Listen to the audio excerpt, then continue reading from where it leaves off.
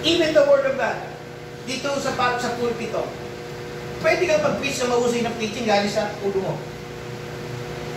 Amen. Pwede kang mag-preach na gagaling dyan. Ang isa mo sa mahusay na si Enzo Llano. Buhay pa ba yun? Hindi nakita yun. Sige po, Loy, buhay pa ba? Pero alam ko, may reward na sumukad ka. Baka nakita nyo eh. Kapera kayo doon. Okay. Magagaling mo sila. Pero dito galing. Amen. Wala akong lang. Lumalago ho yun. That is what you call deception. Okay.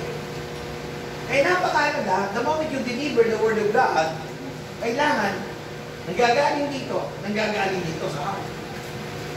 Sapagkat ang salita ng Diyos, pag nanggagaling sa heart, may kasamang labya. Amen. That's why the Bible keeps your heart and your mind, dalawa ho, in Christ Jesus. Hindi ka pwede mag-preach kay Jesus based on your mind. Kasama yung heart. Dito nag-build yung love. In the moment na nagtanim ka, kasama yung pagmamahal, mga kapatid, definitely, ito yung tumutubo. Amen. Amen. And another principle, yung ani mo, depende sa dami ng binhi mo. Amen. Amen. Okay.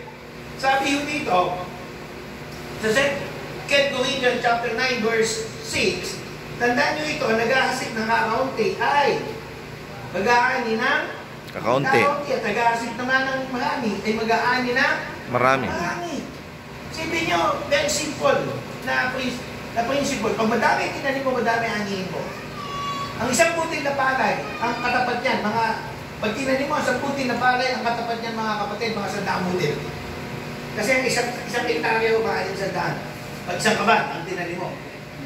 May iba, i-proportion mo average. Isang puting sandaan. Ibig sabihin, habang tumadami, kung itinatanim mo, marami yung aanihin mo. Amen. Amen. The same thing in the natural, mga kapatid. Amen. Tanim lang ng tanim, huwag mo kayong mag-asawang magtanim. Dahil habang nagtatanim ka ng marami aanihin mo. Ang Diyos ang nagpapalago, ang Diyos ang nagbibigay ng bini, at siya din ang nagpapalago, parang may magamit kayo sa pagkakawang gawa. Kasi ang nais ng Diyos, nagtatanim ka dahil sa pagmamahal, pag-aani mo, itatanim mo na naman ito. At habang nagtatanim ka, umaani ka ng marami kang mabibigyan, marami kang matutulungan. Amen. Amen. Amen. Alam niyo sa akin, hindi sa akin problema pagbibigay. Kaya lang, kung magbigay ako, sinisigurado ko, inaakay ko ng banal na spirito.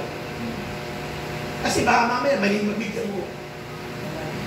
Baka mamaya, may tinutuwid ng Diyos, ikaw na may tinutuwid ng Diyos, ikaw ang sumasagit, delegado yun. Parang si Jonah, sinasalit ng mga tao, lalo sila nadidisgrasya. Because our time is a grace of giving. When you say grace of giving, the Holy Spirit did us give. Amen. Amen. Minsan, baka may pinatatangan sa iyo ang Diyos hindi, you know, yung bang hindi ka aya-aya. Baka bang mahirap namnan. Pero baka mamaya, yun ang matapag lupa.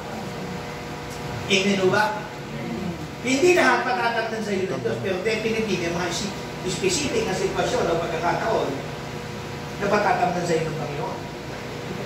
Amen. Minsan nga ako, matagal na meron akong siyang pastor, kaya pumunta sa bahay, humihingi sa akin ng polo. Polo? Ang polo yung pastor na ito. At dinayo pa ako para manghigam ng polo. Okay. During that time, kaya ako nang kaya sa ministry during that time, halos sa ganda rin eh. Okay. Di sabi ko, Pastor, sige, hanap ako, mukhang meron ako dito. Hindi, kinukuha yung polo. Bago ibigay sa kanya, nakita ko yung bulsa, parang nakababang gano'n. May nung tinignan ko yung bulsa, may 30,000. Wow. Shipping mo. Nagbigay ako polo, may 30,000 ako. Sabi ko, baka sa asawa ko ito. Mga tinago, delegado ko. Kaya ginawa ko, reverse. Sabi ko, Mami, may pera ka ba? Wala nga eh. Wala ko natatago. Sabi sa akin, sabi ko, sabi niya, wala eh. nagtatago ka. Hindi, wala talaga. Sabi ko, nakakita ako ng 30,000 sa bulsa ng polo ko. Sa bisip siya. Sabi, asawa natin, wala nang ulit. Nagbabago isip. Naglang nag-isip. Talaga wala nang maisip. Sabi ko, ano mag-isip? Talaga wala kang mag-iisip. Wala kang kinago. You see? Why? Di ba tumay kasi? Amen. Amen. Nagsit ako ng prayer, kung maliging isang tao, maliging ako ng 100,000. Amen. Amen. Sipin yung isang tao, patay. Pinag-pray na nabuhay. Ikaw nakita, tapos dobe na tayo. Kaya kawawa ka naman. God is using something extraordinary. Amen. Huwag na po kayong magsasawang magtanim. Amen.